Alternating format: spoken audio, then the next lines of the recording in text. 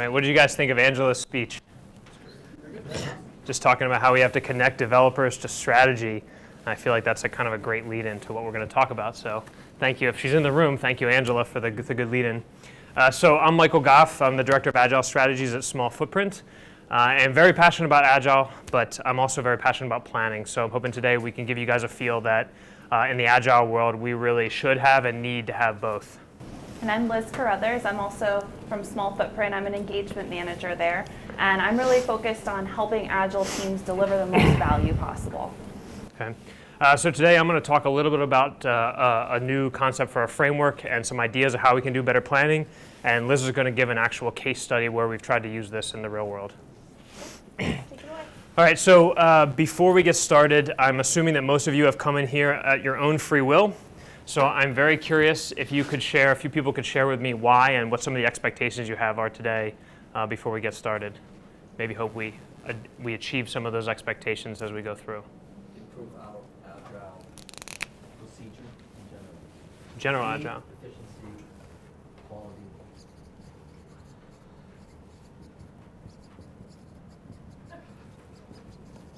What else? A company that used Scrum until Scrum flavor for a while, and now the company that does it, I'm kind of curious if things have changed. Since 2013. Okay. If things related to Scrum in general have changed. Yeah.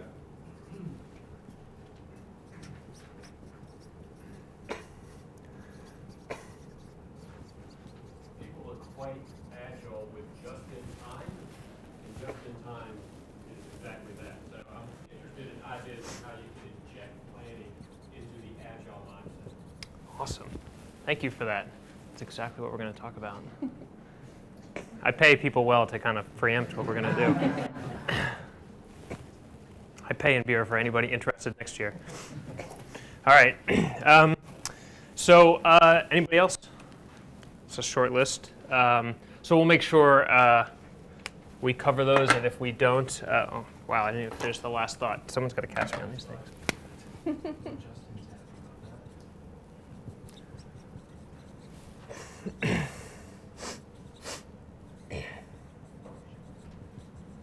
All right, so how does planning fit into just-in-time?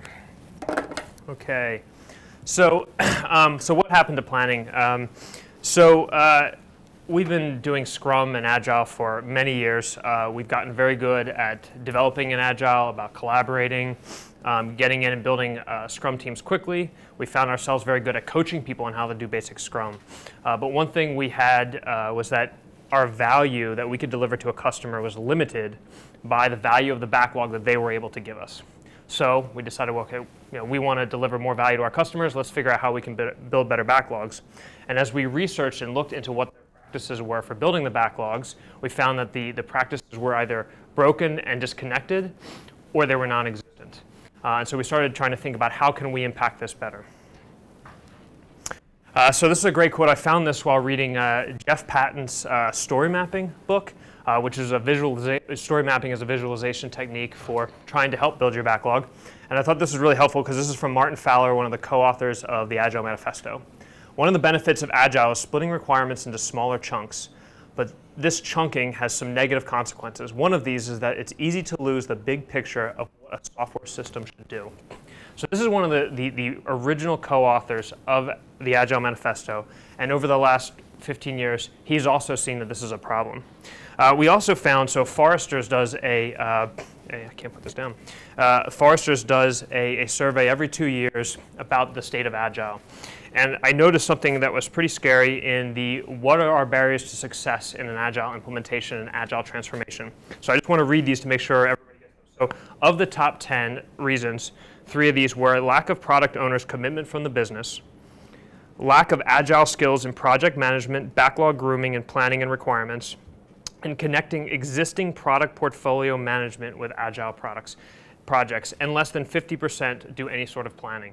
Now, to me, that's pretty scary because that's where the value comes from. We can be as fast at developing and releasing software as we want. If we're not figuring out what the most valuable things for our company are, or our product, then we're not doing the company any good. So what we'd like to do today is share with you a new framework. So this framework is built off all the existing frameworks. I don't think we really need to add a ton of new frameworks in. I think between Agile and JavaScript, there seems to be a contest to see who can put the most frameworks out in the market. But what we'd like to do is add a few basic things to your current structure that will help you have a better planning process, deliver increasing the value. So obviously we adopted Agile to increase value, but we actually really want to increase the value. Help your teams feel like they're really impacting the product and the company value. One selfish thing is we would really like to get feedback. We've been experimenting with these concepts with a few customers now. It's been very successful. We've got some larger customers and also some startups, and in both cases it's been pretty successful. So now we're sharing this out with a broader group of people, and we would just like to get feedback. To think of this as market research. We want to know if you'd be willing to try some of these things in your company, and if yes, we would love to get feedback when you try it. So what is the challenge today of effective planning? So first of all, limited framework. So I don't know, how many people in here are practicing some sort of Scrum? How about SAFe? Got a safer. How about LESS or DAD? Any other? Make your own? Anybody make your own? So all these frameworks are fantastic at helping to get developers to organize together, build cross-functional teams, release software faster, collaborate with each other. But none of them really tell us how do we build a good backlog. There's kind of this assumption that there's this valued backlog that somebody out there, whether it's the product owner or whomever, is prioritizing and getting all this feedback, and it's great. So there's limited options. How many people here, when they're asked to give a date, to management, this is a scary thing? So we really don't want to give dates because as soon as we give that date, it's viewed as a commitment. And so one of the things so this is one of the reasons to stay away from planning and say, well, I'm Agile, I'm not planning. So we would like to change how we have that conversation and how we do this consistent planning so we can get away from that. And another thing, the planning dark cloud, I really think there's like an anti-waterfall establishment that has made planning just this thing you don't do. It's a very faux pas thing. And I think that's scary because even in Scrum, we have sprint planning, right? We do planning.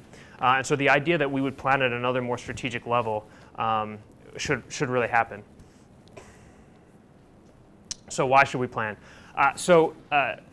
I can tell you that for the last 3 years, I've had the most rewarding experience ever in software development, and I'm hoping that's going to continue. And I think one of the reasons is that we really focus on structuring and building a plan of what we're going to try to deliver for our customers, and then we actually track it so we all can see the progress. And yes, we pivot constantly, sometimes in the middle of a sprint, but we are constantly seeing that evolve. And that's the same thing as if you were building some sort of model with your child, or the new Star Wars Lego piece, right?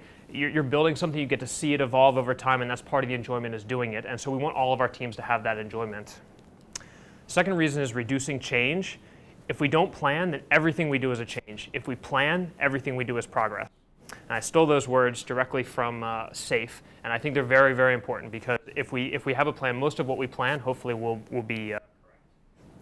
We want to build value. We talk about building value, and we call things Agile. We readjust to deliver value, reorganize our development teams to deliver based on product, but we don't focus on actually getting the best and highest valued products or ideas in our product backlog consistently. And the last thing is making business decisions. Now, we don't like to commit to anything outside of our short iteration, whether you do a 4-week iteration or a 2-week iteration, or you're in some sort of Kanban style process where you're consistently doing things from day to day. We don't want to commit, but I think in all of our businesses, we can admit that our leaders need to make long-term business decisions. They need to know, hey, is it feasible that we can finish this project this year? What are the chances? Is it a 50% chance? Is it a 99% chance? They need to be able to look ahead and make decisions, and we need to help with that. Because if we don't help, then they're going to make some of those decisions for us, and we don't have any control. So has anybody seen this? This has been in a ton of Scrum Alliance trainings and product owner trainings. Has everybody seen this 5 levels of planning diagram before? I can't see it now. I will read it. Back of the room, it's 5 circles of vision, roadmap, release, iteration, and daily. But let me ask, what's wrong with this diagram representing how we plan for Agile? Say again? I think it's backwards. It's backwards. Very high. Good, what you say, hierarchical? Yeah. Very hierarchical. Yeah, it really doesn't say anything about how these should interact. It doesn't show us any kind of collaboration. It doesn't show us any feedback link. And there's actually, so PMI, how many people are part of PMI, project management? So they have a slightly different version of this, and it does do a little bit more to tell you how people should interact, but all it does is give you, hey, the Scrum teams play here, where they release plan, they iteration plan, the daily plan, and management plays up here, vision and roadmap, and doesn't do anything to connect the two. It shows them as kind of a top-down push and a bottom-up push, but no collaboration and interaction. So the concept that we want to do today is really talk to you about how we can connect those two. So I'd like to look at that diagram in a little bit of a different approach. So first is talk about the why. We need that vision, and I'd like to break this into goals, visions, and events. Okay, we need that top down, and as Angela was talking about, it's there. And if you haven't seen it, it's out there somewhere. Yeah, even for a small company who's not publicly traded, that information is out there. Someone in your company has that vision, and we need them to articulate to us. And then we need this agile engine. We need agility. We need velocity. We need tech expertise. We need those teams to do what they do very efficiently and very effectively. So the key is, how do we get this, the vision of the company, to directly drive what these teams are doing? And what we want to create is this collaborative approach to that roadmap and release plan. So instead of having a roadmap pushed down and a release map pushed up, we want to make this a collaborative process. We want to have a roadmap, and we want to build a release plan, but they should work together and they should inform each other. So the roadmap should inform what we're going to prioritize for our short-term release plan, and the ability to deliver some of those things in the roadmap should inform possible adjustments to the roadmap. Does this make sense? So what we've tried to achieve and what we've been trying out with a few customers is adding just a little bit of additional structure to our Scrum implementations to help drive this collaboration. So the first thing we need is that Agile engine. So we practice Scrum, and when we scale, we do a kind of a mixed form of Less and Nexus. But either way, at the base level is Scrum. Okay, we create our sprint backlog and sprint planning, and we do our reviews and retrospectives and daily stand-ups. So this center circle is a cycle. It's very fast-moving. Teams are very effective and efficient, and there could be one team to a product. There could be lots of teams to a product. But the key is, so when I draw this, we are thinking product-focused.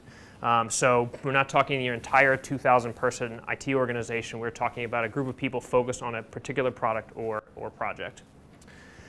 So the one thing we want to add to this, and if anybody's ever read about Less large-scale Scrum, they recommend the same, which is add the backlog refinement. So this is the opportunity to give you, and this is per team. So if you have an 8-team scaled organization, this is per team backlog refinement to give that team an opportunity to see what's coming down the pike, possibly refine and split those stories with you, give a technical view. Maybe they've got good input, good ideas, but give them that vision of what's coming down the pike. And this is the simplest thing we can do to give some more of that planning. Now the second thing is, I'm going to make an assumption that in your company, whether you are a small startup or a gigantic organization, as Angela said, there is a strategy that's already established. There's an open question of whether it's articulated well to the lower level, but there is. So there is a vision. There are themes to that vision of concepts they want to deliver. There are specific goals. Maybe there's specific revenue goals or number of customers we want to have online. And there's specific events. And I say events over milestones. So events being things that are fixed in time. So hey, our big conference, the only time we launch products is in January. Okay, great. That's a fixed event. That's coming or going whether we deliver our software goals or not. Or in order to achieve a sales cycle for next year, our sales cycle starts on this date. That's coming and going whether we achieve our software goals or not. And we want them articulated in a roadmap. So these two cycles are moving, but they're not necessarily moving together and in sync. And so what we want to add in here is a center cycle that's going to keep both the strategy and the engine of development in sync. And I put the product backlog on this because really the teams care about what they're going to build over the next 2 weeks, but it's that product backlog that constantly we have to iterate on, and we're looking down the pike and into the future. So the first thing is adding some sort of multi-iteration planning. So I call it release planning. For those of you in SAFe, you might call it program increment. but we want to look at this longer picture, so outside of our current, or longer than our current iteration. So our iteration is generally 2 weeks, so we try to look at 5, 6, 7 iterations out and come up with a release plan. Now, of course, we may release actual software lots of times during that, but we're talking really about that multi-iteration plan. So once we have that plan, that informs the backlog. But if we do make this plan out 6, 7 sprints, we don't want to assume that that plan is going to change. That plan also needs constant iteration because some things related to the vision could slightly change, and we want to make sure that, hey, things are going to come. Support tickets are going to come in. We're going to have lots of things happening. We want to make sure that what we're doing is staying in connection with those vision, themes, goals, and events. And we're tracking to that and making sure, hey, if we are tracking to it, we're communicating and it's visible. And if we're not tracking to it, we're communicating it's visible, and it gives the business an opportunity to make adjustments. The last thing we want to add in is how do we iterate on that release plan. So we want to add 2 ceremonies, and whether they are separate ceremonies or together could depend on your scale. But we want to add one called backlog building and the other called stakeholder refinement. So the backlog building is really your strategic look ahead. So this is that constant iteration of are we still working to the plan? Are we getting there? Do we need to make adjustments at a strategic level? The stakeholder refinement is this look at, okay, so you've got all these stakeholders. If you're in, especially if you're a big project, you could have 30, 40, 50 or more stakeholders that are interested in this project. You need to find a group that can help you say, hey, are we on the right track? We finished these 2 sprints. Here's where we stand. Do we need to make adjustments, and give you that feedback looking ahead? So the backlog refinement, a few tips. Number one, make it a ceremony per team. Again, this is the team's opportunity to look ahead. If you try to do a refinement with 8 different teams and try to have everybody in a room, we're not going to accomplish a lot for what those teams really need to see. And include the whole team too. This is not just for 1 or 2 developers, or we're not going to include QA. We want to get everybody in there, and feel free if it's relevant, invite some stakeholders. If they're relevant to the conversation, maybe you need your UX team, whoever, invite them, have a good conversation, and use this opportunity to do some of the things as a product owner that you would normally do outside of these ceremonies, like splitting stories, adjusting priorities, and refining things. Do this with the team. Let the team have an opportunity to impact how you split a story. Don't just assume that, hey, I've got to split it down to 3 points per story. Let the team tell you what the best way to split it is, especially if the value that you're trying to deliver is in that one big story. Let the team help you split that up into small chunks. And use this opportunity as well to look back at the vision at any time. If the team starts pushing back on you, like, why are we doing this? Step back and look at the vision. What were we trying to achieve on this in the first place? What was the big picture? Because when we get into those small chunks, we can lose the picture of the big vision. All right, backlog building. This is our opportunity to look forward. We want to include just a few strategic people. So if we have a large set of teams, maybe there's multiple product owners, a product manager, we want to include the more strategic members. And it's not that development team members are not invited, it's that they're not really necessary. So we definitely have seen scenarios where when we post what we're going to be working on, the developers say, hey, I think I can really influence that conversation on that feature. I worked on something similar and I think I can help. Fantastic, they're welcome to join us. But in the end, we don't want to use more than about 10% of the team's time in the forward-looking ceremonies. So we want to be able to ask some of the tough questions, which maybe we don't want to ask in front of a large group of stakeholders at the demo when they're giving feedback, which is, hey, are we headed in the right direction? Are we doing the right things? So do we need to learn more? So, hey, we think we need to make adjustment, but we're not quite sure. Do we need more market research? Do we need more UX research? Do we need to review with the stakeholders? And the last thing, I'm a big proponent of visualization. I love story mapping, but there's lots of techniques out there. Really focus on using visualization techniques for this group because it's hard to look at that backlog. I don't know, I use Jira a lot, and it's really hard with a big group of people to look strategically in Jira. I try to give some sort of visualization, whether it's a story map or some other, to give people a feel for what does this really look like in the big picture of things. And the last one is stakeholder refinement. Knowledge is power. We want to get knowledge from the stakeholders. These are people that can really give us feedback, and hopefully you've picked the right stakeholders. They can give us feedback on how the market's going to predict or how the market's going to take what we're providing. They can influence. We could be walking through wireframes here. We could be talking through the future of what we're going to build. One challenge if you get a bunch of stakeholders, if you start getting into 5 to 10 stakeholders, is a challenge in decision making here. And they're all going to want to be influential on what they think is the most important thing for you to do next. So aside from also you should use visualization techniques for this group, we've started using something, it's planning poker, but we use it for prioritization instead of estimating. So does everybody know when I say planning poker what I'm talking about? We got a few here. So for everybody that doesn't know, so planning poker is technique used often in Agile for estimating effort. And I should have brought cards with me, but they're cards with numbers on them, and you get to vote on what, all the team members get to vote on what the effort is. And it's a way to drive conversation with team members. If I think that's a 10 and you say it's a 5, wow, why did you think it was so much more effort than I did? They can have a conversation and figure out what's correct. So we do the same thing with the stakeholders, but on prioritization. So hey, you think this is a must-have, a nice-to-have, or no, we shouldn't do it? Or something like, hey, is this an MVP release? Is this release 2? Or is this sometime in the future? And have them use this to drive a quick conversation, and it will make decision making much, much quicker.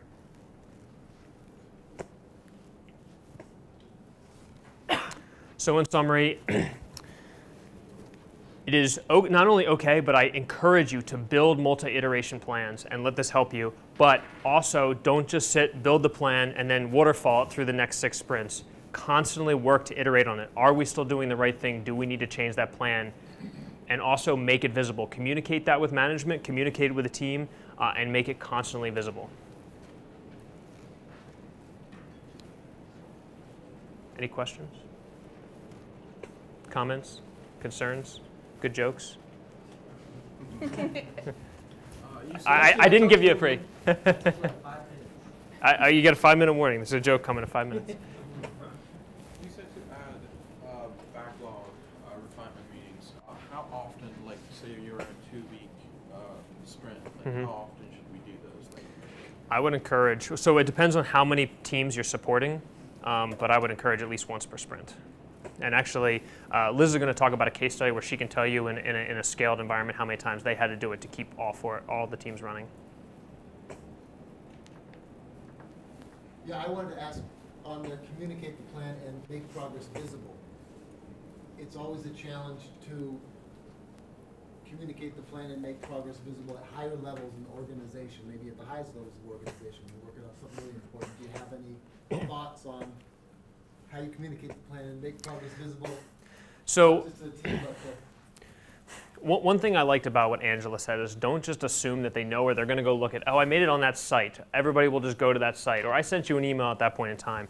One thing that's good in these meetings is to invite people that of higher level management that are in your project today. So I think getting product people, especially product managers and so on, in the room, because they'll also help you decide what really needs to be pushed and visible. So if you can make it visible to them how we're tracking, they will help decide what do we need to push up, how urgent is it to say, hey, we're falling a little bit behind, or hey, we're ahead and we might be able to take on more work. They will help you to have that. I would say have something that's visible, that's ready to send at any time, make it open and available for people. Sometimes you're going to have to push it out. Don't assume that because it's available in Jira and anybody can log into Jira that everyone's going to log in and check the progress of your project all the time. All right, Rena. So how far ahead are we? So we are often looking at just a sprint ahead, but sometimes 2 to 3 sprints because we want to see how what we're refining and creating is impacting those future components. So if we pull together and we take this one, let's say there's a big epic that we haven't quite broken down yet, and we go to break down and we go, wow, there's a lot more here than we originally thought there was. Okay, how is that going to impact? Do we want to split this up and have some of it, let's do some of it now and some of it later? So the group in the backlog refinement, let's go back to this real quick. So in the refinement, I would only be looking at what you're going to do in the next sprint. Maybe a little bit farther, but really this is about the next sprint. The team's going to voice and say, okay, do we have enough information to get started in the sprint? Maybe they look at the wireframes, they ask a bunch of questions. You go, wow, I have to refine that further. But we really want to only look here in the backlog building. We look 1 sprint ahead, 2 sprints ahead, 3, whatever we need. Generally, we're looking at a larger chunk of functionality that we're going to go break down, and it might have to get split across multiple teams. So it could be multiple teams across the next sprint, or a single team for 3, 4 sprints. So you had said you want to communicate with management roughly when things might be finished, for example. I was wondering if you use things like planning poker through the entire process when you first try to establish the original plan. Yeah, so so a lot of times, of course we really don't want to be estimating out years of a project, but sometimes that's necessary. There's just a lot of functionality. So we would use planning poker, but at a much bigger level. So get a bunch of team members together and use that to just broadly estimate a new concept that we're going to try to build. But again, those are broad estimates with not a lot of detail. So generally, team members are definitely a little bit edgy about making those estimates, but I always tell them that if they don't make the estimate, I'm going to, so they might as well get some say in what it's going to be. Or the venture capital people, that's right. They'll set an expectation that they expect, and that's what it'll be. Did that answer your question? Yes, thank you. How do you project out age when look at your backlog? Do you try to ever project out the date customer time frame for something to get delivered? Yeah, so I mean, in an ideal world, I would not want to project out dates past the next release plan because it's really, really hard to do. But when you have to do it, what I try to do it in a way is we go and estimate as best we can and articulate that, hey, we don't have all the facts and this is completely a thumb in the air estimate.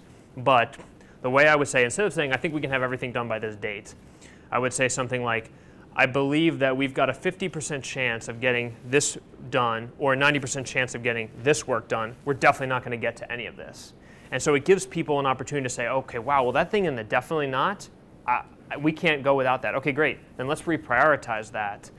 So we kind of want to talk in those realms. And then as we get closer, we can be more exact.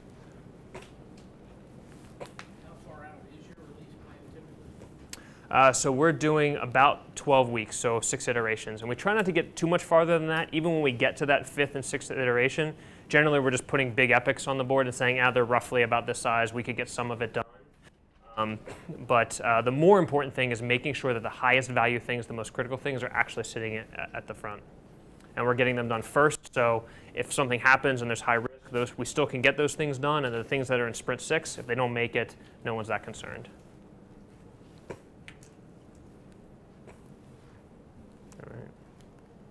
All right, so I'll hand it over to Liz. She's actually going to talk about a real case study where we're actually using this in real life, and hopefully that'll answer some more of your questions. Thank you. All right, so now that we have the concept behind value-driven transformation, I'm going to give a case study of how we've actually put this into practice with one of our clients. So first, a little bit about the challenges we were facing that led us down this path. The client in this case is in the assistive technology space. They create speech-generating devices which are used by people with disabilities that prevent them from speaking on their own. So these people might have conditions like cerebral palsy or severe autism. So the devices are what they actually use to communicate with other people in the world. So it's really inspiring work. But with that comes some challenges. The first is technology. So we have a lot of device needs because some people are not able to access using a touchscreen. So they might use eye tracking or head pointing to indicate what they're selecting in order to say it. And in this project, we also have both hardware and software components at play. This is also a big project. So when we first started working with them, they were 1.5 years in, and the remaining work was estimated at 5 more years. And that just wasn't feasible for them as a business. They needed to be delivering a lot earlier and more often. The third thing is we had a whole lot of stakeholders at play here. For this project, there were about 100 people who were really interested and wanted to give a lot of feedback, wanted to hear updates on it all the time. So we needed to figure out a good way to engage them in the right way so that we were taking advantage of all that feedback, but so that it didn't overwhelm the process and we used it in the best way possible. The fourth thing is that we have a distributed team. So our stakeholders and our development team are spread all over the world. We have people here in the US, all over Europe, in Asia, in South America. And with that, you have communication challenges because you're missing that face-to-face communication. And we also have time zone discrepancies. So a lot of us only have an overlap of 2 or 3 hours when we're working at the same time each day. And the last thing is that this is a scaled team. So this is the larger client that Michael was talking about that we're trying this out with. And we have 4 Scrum teams working on this product. And the Scrum teams were very effective. So they were able to deliver, which is great, but we knew that we needed to do a better job on the product side of actually having a good pipeline of stories coming up and a good vision of where we wanted to head so that they were actually delivering valuable things rather than just churning out work. So with all this at play, we knew we needed to be really structured and strategic about how we refined our backlog. So that led us down the path of pulling in these 3 ceremonies Michael was talking about earlier. We added in backlog building, stakeholder refinement, and backlog refinement with our Scrum teams. So for the rest of my time, I'm going to walk you through what that actually looks like in practice for one of our clients. Okay, our first ceremony is backlog building. This is where we're actually figuring out what needs to go into our backlog and taking a first pass at the priorities for it. I want to start by mentioning for all 3 of these ceremonies, it's really important for us to use video conferencing. Because we're spread all over the world, this is our best way of simulating face-to-face communication. It's helped us to get to know our colleagues all over a lot better. And you're able to pick up on those nonverbal cues to really understand if someone's getting your point, if they agree with you, all that good stuff. So highly recommend doing that. So who's participating in these sessions? We've put together what we call a product owner group. And this consists of our product manager, the product owners who represent each of the 4 Scrum teams. We have an architect lead, and then a project lead. So this is our core group that's really figuring out where we want to head with the project. We've set aside an hour and a half each week for these sessions, and we found that's the right amount of time for us to really dive into details on these things, but we're able to all fit it into our schedule with everything else that's going on. So what are we actually doing in these sessions?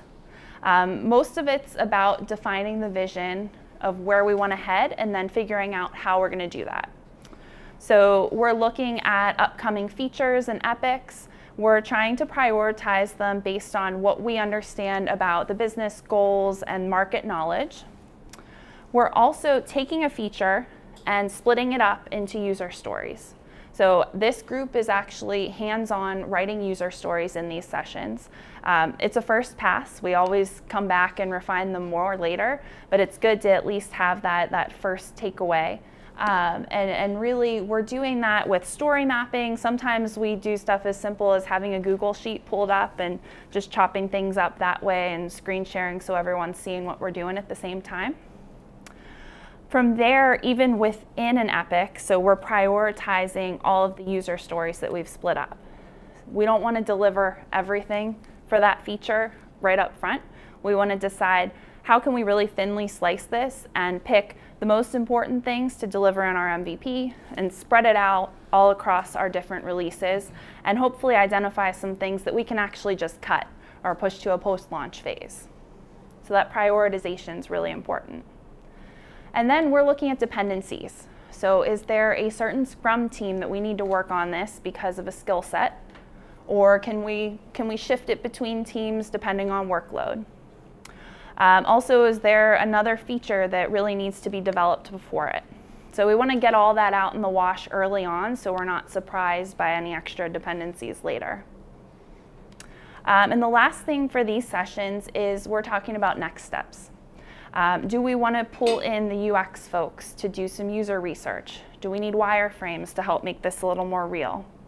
Do we want stakeholder feedback? So just figuring out where we're headed next. And one of the most important things for backlog building is this is the core group that's figuring out where we think we should be headed. And because we really value our stakeholders' time, we want to have a good idea and foundation in place before we take it to them. So our next step is actually bringing in the stakeholders, and this is our stakeholder refinement ceremony. And this is when we actually want to get the stakeholders' feedback on our plan and our approach to what we're working on next. So the first thing that's most important to me with stakeholder refinement is we need to have the right stakeholders involved. Like I said, for this project, we have about 100 stakeholders who want to give a lot of feedback, but that's not feasible on an ongoing basis. So we decided to engage 5 key stakeholders and pull them into the process. So most importantly, how do we figure out who that ideal stakeholder is? First, we need people with really strong knowledge of our end users. So for this client, like I said, they're using speech generating devices. A lot of our key stakeholders are speech language pathologists. These are people who are in a clinical role, and every day they're helping people who are using the speech generating devices.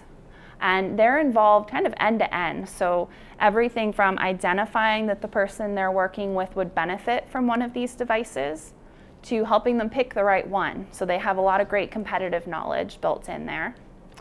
They also are setting up and configuring the device for that person, so they understand all the different access methods, all the different settings that are available, so they have that really good detailed knowledge. And then they're training the device user and their caretakers on how to best use this device.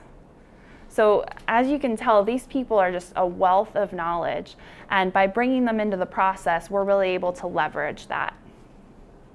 The second important thing for finding the right stakeholder is we need someone who's able to articulate and bring use cases to life. So one feature we were recently talking about was the ability to import photos into the application. It seemed pretty straightforward, but we were talking to our stakeholders about how's this really helpful? What's the use case here? And one of our stakeholders gave us the example of a little girl about 8 years old who had recently gone to Disney World with her family. And when she came back to school, she wanted to be able to tell her friends about her trip. She can't speak. She can't just carry photos around with her. So by being able to import a photo, she's able to have that with her on her device and show all her friends her trip and tell them about it.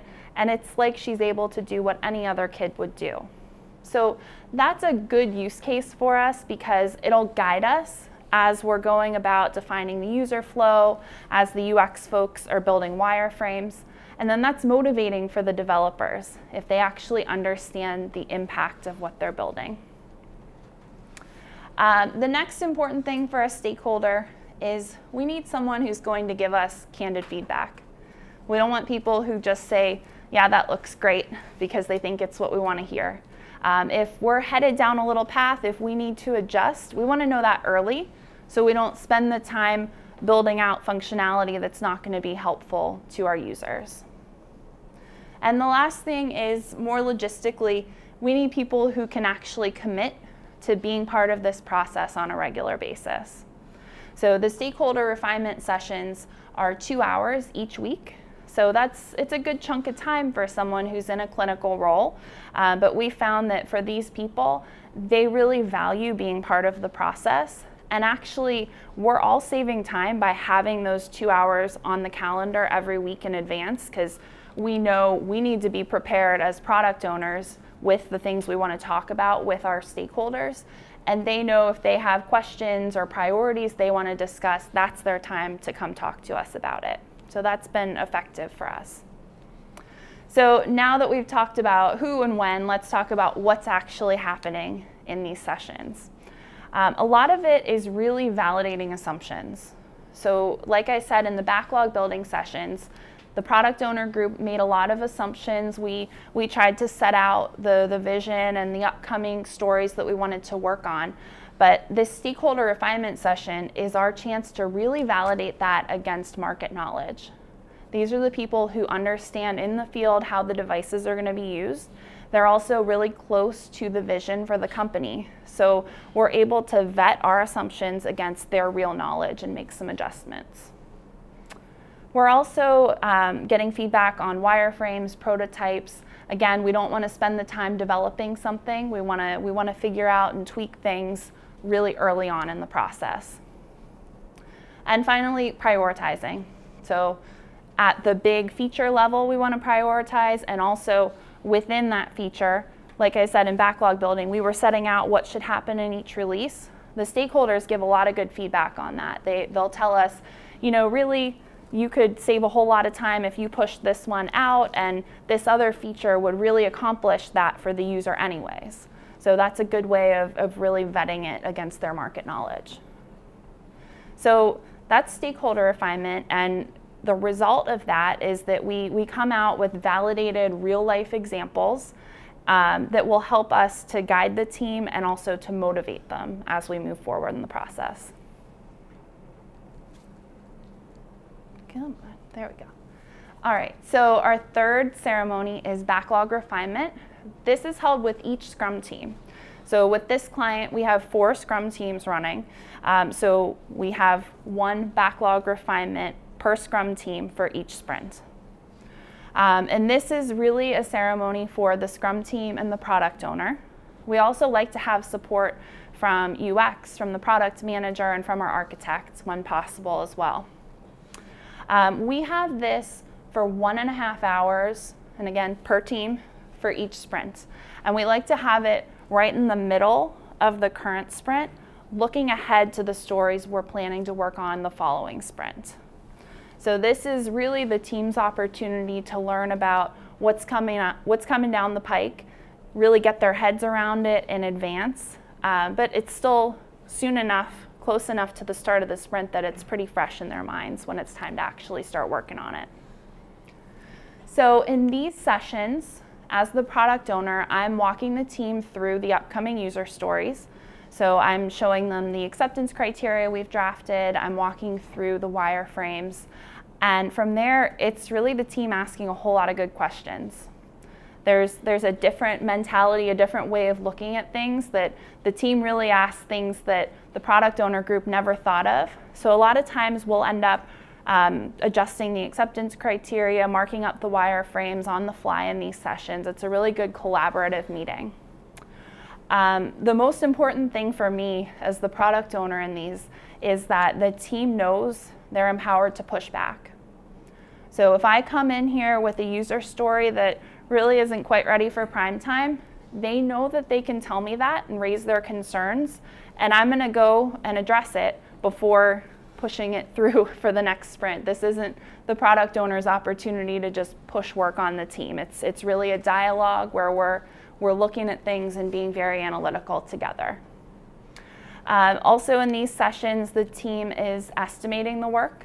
And as Michael said, this is a good opportunity to split up work.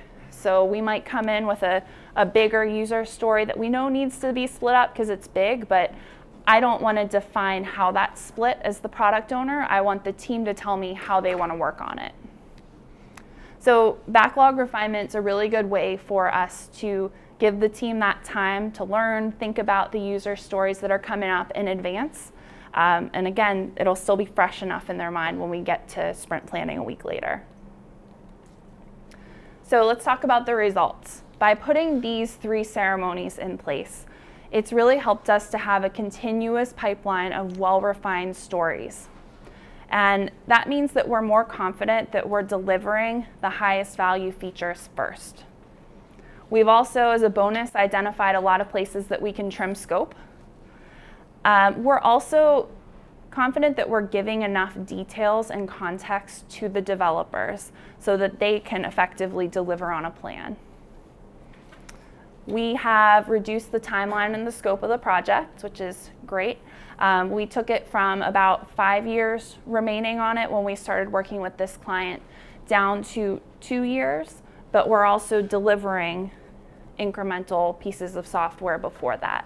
So we want to make sure we're getting value out to them early, often, and we're doing a lot of usability testing along the way to make sure what we're delivering makes sense and adjusting as we go. And finally, the most important thing for me is that our stakeholders and our development team are happier. They're more engaged in the process, and they're seeing progress every sprint. So, with that being said, we've now laid out the framework. We have an example of how we've put this into practice. We would love to get your feedback on this.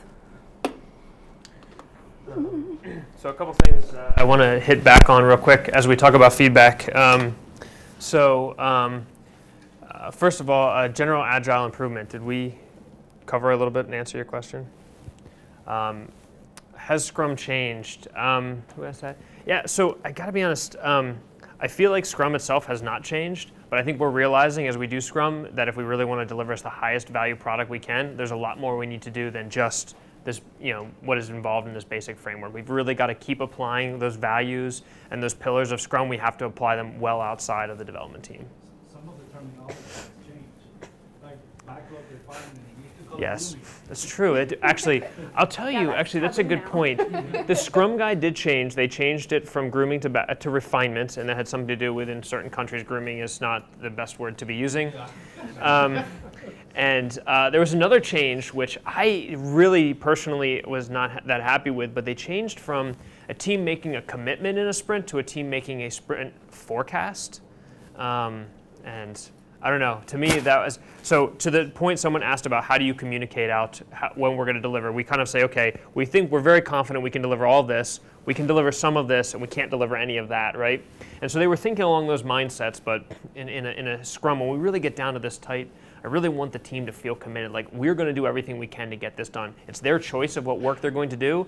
We're only asking for 2 weeks. To me, I like the word commitment. I got it. Good. So the fundamentals haven't changed.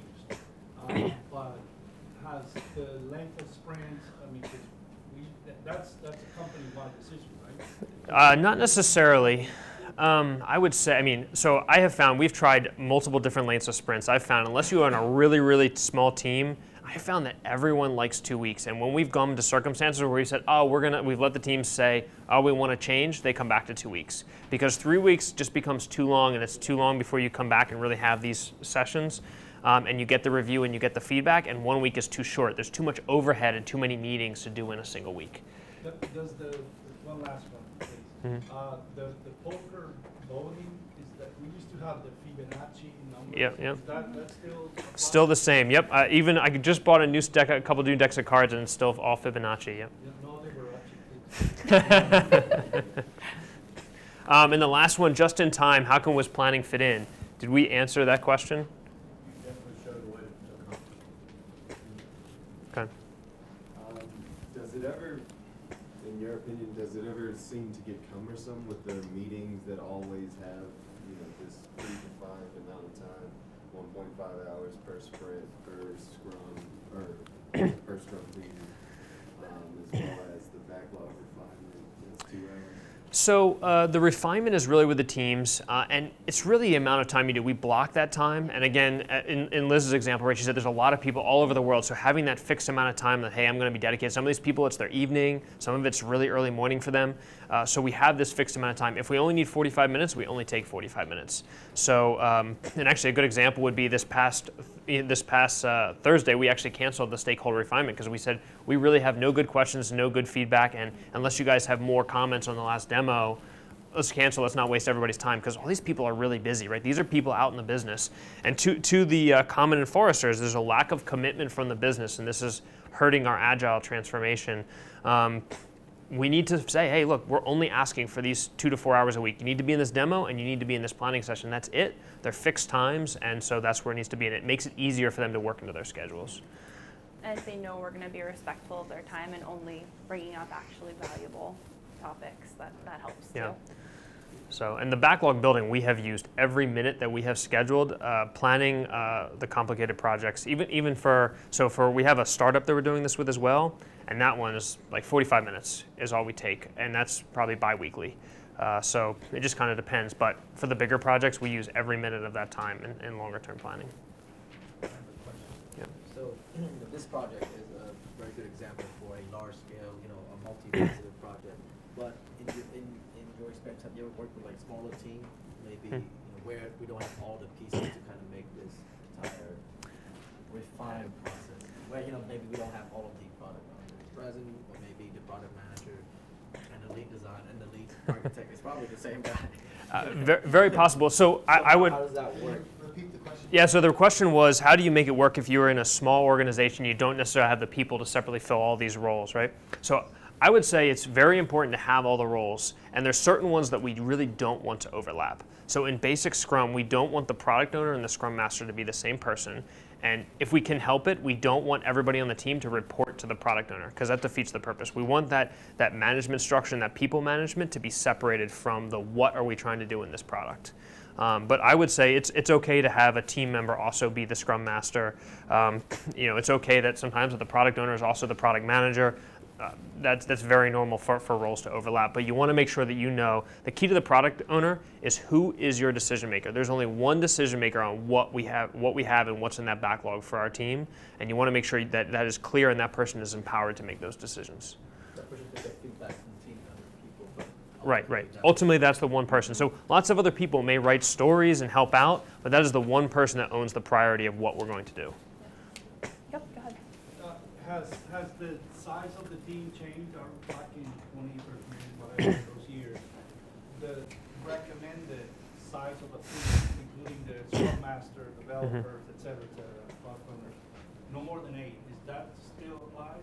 Yeah, I mean, Nexus, Scrum.org is expanding on this Nexus framework, and they're still saying the same. So when they say they're scaling as 8 to 10 teams at about 9 people per team. So in that 100-person ballpark for the maximum for their scaled environment. So still kind of looking at about 9 people as the max. But that hasn't really changed. I've worked with some teams that are larger, and I've worked with some really small teams that are only 2 to 3 people. But generally, that 5 to 9 is about the sweet spot. So let me ask you guys a question. How many people, and I know this is only 50 minutes, and this topic is probably a couple days worth of training and meat behind it. How many people think they would feel comfortable taking even a portion of this back to their organizations and trying it? All right. So of the people willing to try it, how many people would actually be willing to come back and give us some feedback if you do? We have 2, 3. All right. So in all seriousness, I would really, really appreciate this. This is something we continue to try, and we want to keep iterating on this, just like we do with any piece of software. We want to keep iterating it, keep making it better. So any feedback would be great. Either it worked, it didn't work, ideas, concepts that are missing. We would love to get that feedback. And if anybody wants a copy of the presentation, we didn't finish in time to get it uploaded, but I can email it to anybody if they want to email us, and I have the clicker. Our email addresses are up here, and also we have business cards if somebody wants to get a copy of the presentation. All right. Go ahead, please. What, do you guys go to a company and train this previous company, or you guys went in, and one of the biggest lessons learned was that developers were trained, but upper management, stakeholders, product owners were not. And that was a big problem. We definitely do both. So when we go in and train, we do both executive training as well as team training, and yeah, both are very critical. So, very good. Thanks, everyone. Thank you.